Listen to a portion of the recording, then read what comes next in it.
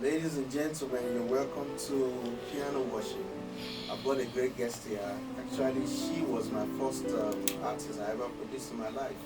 Way back 1995. Wow. Back Even me, I then, can't even remember.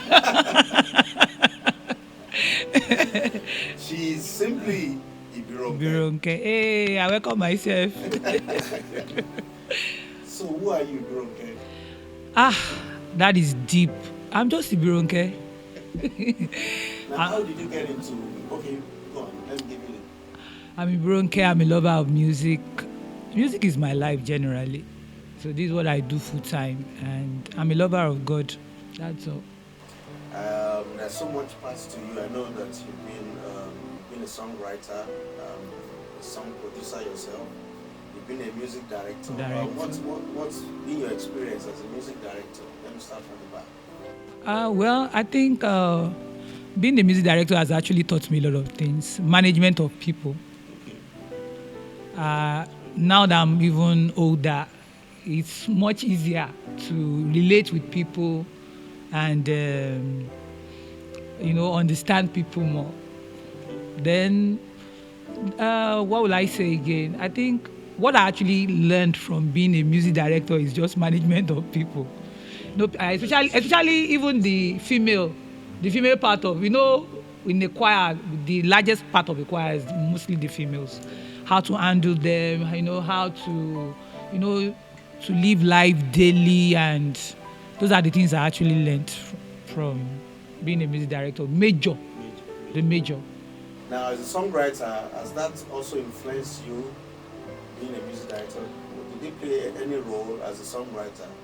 As a songwriter, okay, yeah, I had opportunity to, test run my songs with the choir. So it made me know if a song is going to fly or not. Yeah. So that was a good platform for I me. remember that you pick some of the ladies in the choir. You train them up to sing your songs. My songs, yeah. And that has really been an inspiring a way to go in inspiring other people. Now let's go to the songwriting. How did you develop ability to write songs? I think I want to thank God for someone I call Baba then, Bragbinga, Brayemi, Oguntade then. So he studied music in Ife. So, and when I had this, desire to know more about music, and I joined the choir. I come from a Muslim background, so I went to the church for the first time, and my mom invited me to the church. So, getting to the church, I was like, I've never seen things like that. I've never heard music this way before. So I was, excited. I was impressed, inspired. So after the service, I came out for the altar call in church that year, and then from there, I just told them immediately I want to join the choir. Wow. Because then I was in secondary school, and I was in the church choir, school choir, nothing really much. We only do all this Sound of Music stuff because the Catholics do. So, and then, seeing music from that aspect, I come from a generation where what we listen to mostly, the genre of music we listen to mostly is the Haruna Ishola, the Fuji aspect. So me now seeing contemporary music, people that can sing like Whitney Houston, I'm like, wow. So from there, I met him. So he started, mentoring me on music. So because he has a broad knowledge on music, so writing songs, so he now taught me the ABCD of music, writing songs, rhymes and all that. That's how I started. So from there, I started expressing myself by words. So before I knew it, I can remember one year that I came into the country, and you wrote a song, and Ushuba. And you actually played the... No, Easier. Easier, yeah, okay. Yes. Okay. You have to I played the chord. So the song. That because I was like, Obasa, I know what you are going to play. This is what I want. Chord 1, 4, 5. And I said, the only thing I just improvise. And that was exactly the exact chord that was used in that song. Shall I listen to the song? and she called me, said, I love this song. I'm actually thinking of doing a remix of the song. Oh, great. More like a duet with a percussionist. Yeah. Okay. So something that has not been, I've been thinking of it like more of a choral song, because I've been listening, the song is more choral in my ears. Exactly. Yeah. So that I've been thinking of it recently. I've been working, I've been dreaming about it, but I think I'll start working on it soon now, because I have time in my hands now. No, I know something about you. You are very versatile with styles of music. You know how to sing jazz. I remember you did a scat in one of my albums. You've done contemporary music. You do African praise. I think she's one of the artists I can say is almost like myself, that likes to explore different genre of music. Exactly. She's loaded, yeah, and she's quite loaded with that. How did you expose yourself to that? Was it the likeness or the desire that I like this? How did you expose yourself? I think for the first time in my life, I want to give credit to my father. And if he's watching this, you know, I am growing up, my dad, he didn't really understood music. But he used to buy a lot of albums. So we listened to James Last, we listened to Diana Ross, Kool and the Gang. We have a lot, in fact, all the albums of Michael Jackson. We have ABBA, all the ABBA series. We have a lot of them. Leah Sawyer, we had a lot. So he exposed us to a lot of music. Different genres. So on Saturdays, there's this turntable that is on in my house every Saturdays. So what a turntable so I really enjoyed music from there. So then coming to the church, you know, in now being a Christian, coming to the church, you now listen to different type of music. There's the choir administration that sounds more like, you know, R&B and rock music. Then the praise and worship that is, you know, the percussive African music. Then I now found out that in my time, we were all singing the same style of music. And I'm like, I want something unique. Yeah. Then I remember growing up, I love all these Broadway movies. Okay. All these Billy... What's this woman? Forgotten her name now. She sings jazz music, and I love all those Broadway movies where you have all these singers in the clubs. And I used to even practice all those things with my mommy's petticoats in our room. You know, wear a nightcap. You know, musicals in the house and all that. So coming to the church now, and I wanted a brand. I wanted an identity for myself. So that's when I now met you. Yeah. That I met you. I saw you play. It was Diola Falami that introduced me to you. And I came and I saw how you were playing. Then you were playing for Bros K. And I was like, I like this type of music. So I now walked up to him. I said, please, I want to learn how to sing jazz music. And he was like, IBIRONKE, I can't forget that word. He said, IBIRONKE, you are popular more than me. He said, you can't do this thing. I said, no, I want to learn. So, and I thank God it was a wonderful experience that has brought me this far. Yeah. I remember my first jazz band put together, Waymaker Jazz Band. Jazz band, yeah, exactly. Ourselves and Debo and Kayode too was there. Kayode later. Joined in. Yeah. Woobri, John Chidoze, you know, but they were the vocalists, you know. And because of the desire she had, we had to use her as a guinea pig for different notes, you know. And, you know, it was fun. It was real fun. So, not only even the jazz group, you know, we were having this opera, more like dance group. Dance drama stuff, light in the dark and all those stuff. Yeah. Being myself, what I like to explore a lot of things too. I'm into choreography, dance, Opo, plenty of them, you know. We did all of that. Exactly. So now, how do you write on the spot?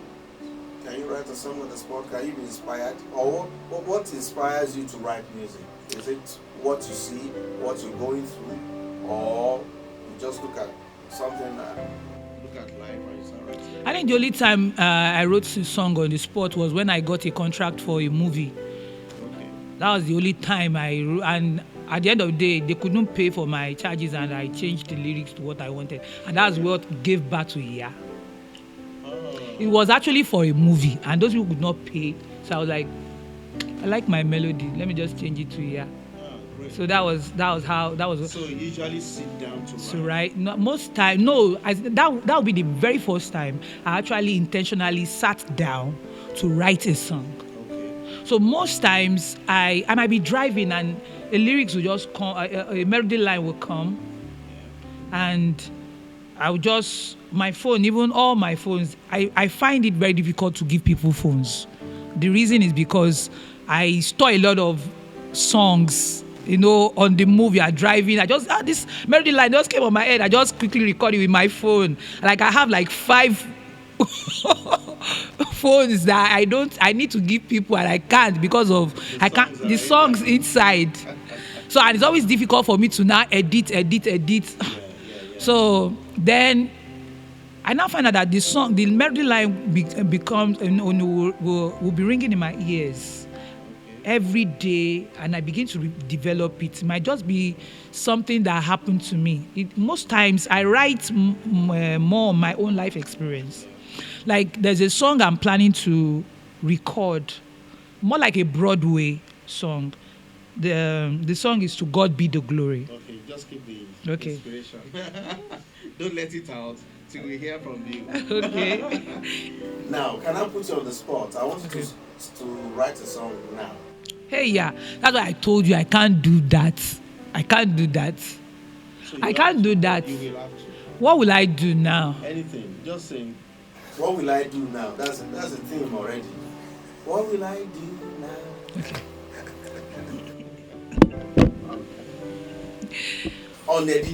Unedited. What will I do now that fuel is 500 per liter? By the way, this interview is conducted in Nigeria. No. That's a very commercial song. What will I do now? Now the fuel is 500 in Nigeria.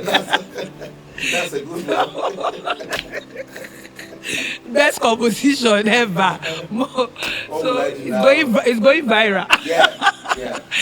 Oh my God. Good. So how many songs have you written so far, or how many albums? Let me start with how many songs. Hey, yeah. I can't count too, because there are a lot that have not even finished. There are a lot that have finished some years ago, and they have not even come out at all, and they are still like halfway. Only when I need it, I develop it, and then I can't. In fact, there are some songs. I went to a concert one particular year, and a choir was singing my song. I taught my choir that song. So look at generations, years after. And so when they were singing it in the concert, I was the guest minister there, and I went up to sing along with them because I was so excited. And they were like, do you know this song? I said, I wrote this song. So I can't really...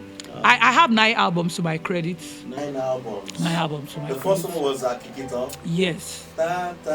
He produced the song. In fact, that song was the best, as in the best. A lot of people still ask about Kick It Off till now.